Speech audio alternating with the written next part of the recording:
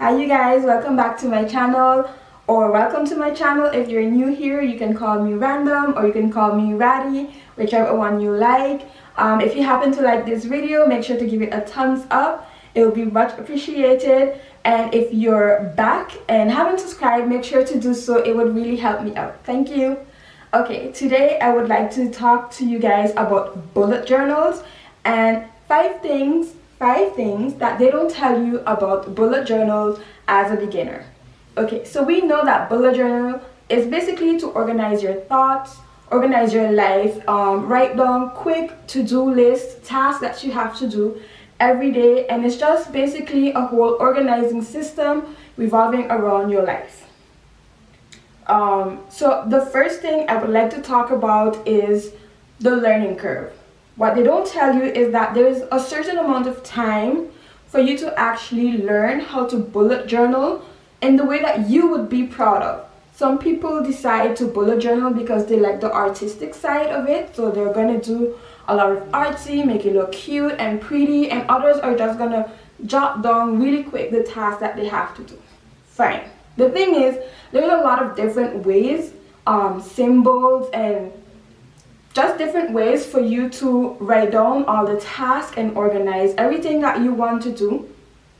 There's a lot of methods out there of how to do so, but how would you find the one that is right for you? So as a beginner, you're going to start off, you're going to be like, okay, this is cool, this is pretty, and you're going to start with that, but ends up with your lifestyle, it might not work for you.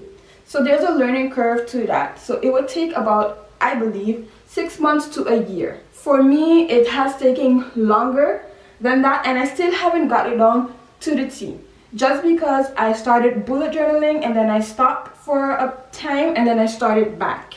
So yeah, if you're like me, then it's gonna take more than 6 months. And I'm saying 6 months because you're probably gonna start off with something for a month that you're gonna try to stick to until it becomes a habit.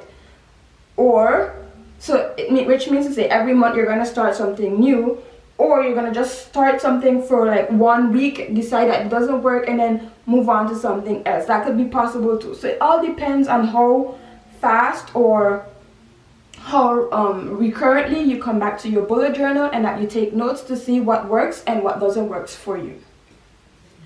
The second thing that they don't tell you about bullet journaling as a beginner: planning. We all know that when you start bullet journaling, you're going to plan for the future, you're going to plan for the week, you're going to plan something, whether it is to do in 1 day, a week, a month, or a year. That's fine. The only thing is, when you plan and you write down your things in a bullet journal, it's not only for you. That's the thing.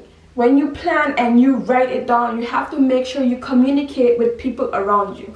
Now, if you're living on your own, maybe you don't have to do that because there's no one to communicate with. But if you're living in a family or with friends, with a roommate, or just with a partner because you're in a couple, then you have to communicate. Because if you write down, just an example, if you write down in your bullet journal that, oh, Tuesday night I'm going to eat my Caesar salad or something like that, and that person or somebody else that you're living with ends up eating your salad when you get home from work tired, right? And you're like, oh, I'm gonna eat my salad. No, it's not there. Somebody else ate it. What do? Okay, some people, because it's planned out so perfectly and they're so excited, they're gonna get frustrated with it. So I think you always have to have plan B. Just in case, you know, an example, I always have plan B. Okay, if you don't have your salad, then you can have something else. But it's really complicated when, for example, you're on a diet or anything like that, and you were really counting on having those specific calories intake, and you don't get it because you have to look for something else. It could be really troubling or annoying. So make sure that when you plan and you write down your plans for the day, for the week, or whatever, you communicate if you're living with somebody or something like that, because it can get in the way. So the only thing more I can say, when planning, make sure to communicate if you're living with somebody what you're going to do.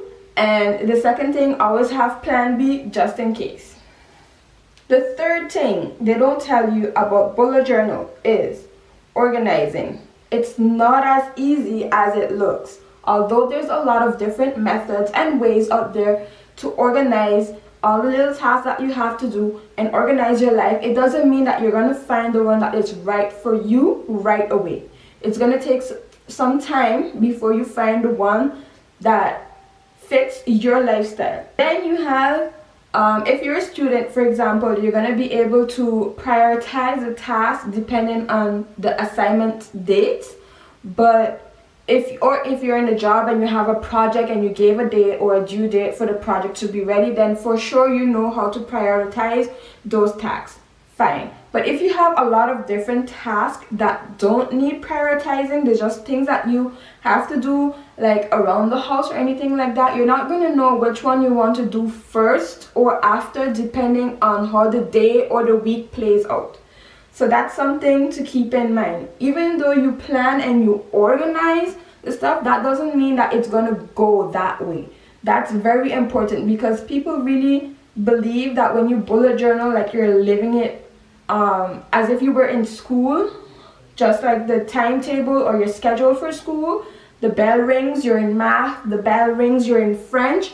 Sadly, in real life, it doesn't really work like that, because there's no bell, there's no time. It's up to you to really organize, and you can have like surprises during the day. Someone comes to visit you while you're doing something, or something happened that you have to rush over and do something else instead of doing what you organize or plan to do that day. The other thing is that when organizing inside of your bullet journal, organizing, prioritizing the task and so on, you may decide to put down a lot of things to do because it sounds like so little to do, but sometimes these tasks can take more time than expected, and because of that, you're not going to be able to do everything that you plan to do that day or organize to do that day. I'm saying organizing in that way because you organize the task, so it's like a mesh between organizing and planning.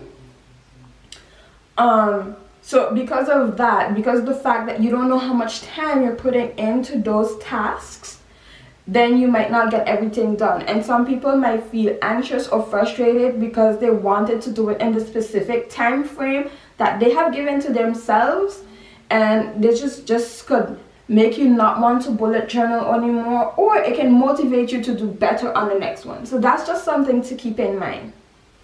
The fourth thing they don't tell you about bullet journaling as a beginner is that bullet journaling can save your life, because you can track how you exercise, you can track your mood, you can track your diet, you track everything, what you eat in a day or in a week, etc. So you never know if you end up getting a bad feeling, you end up being sick or having an allergy or allergic reaction to something. This can help you, this can help your doctor. You can know what you ate that day or that week to avoid next time and say, maybe it was that, or it can save your life and maybe even save someone else's life if they're like you, or if they hear your story of how you went about that. So keep that in mind, that's very important.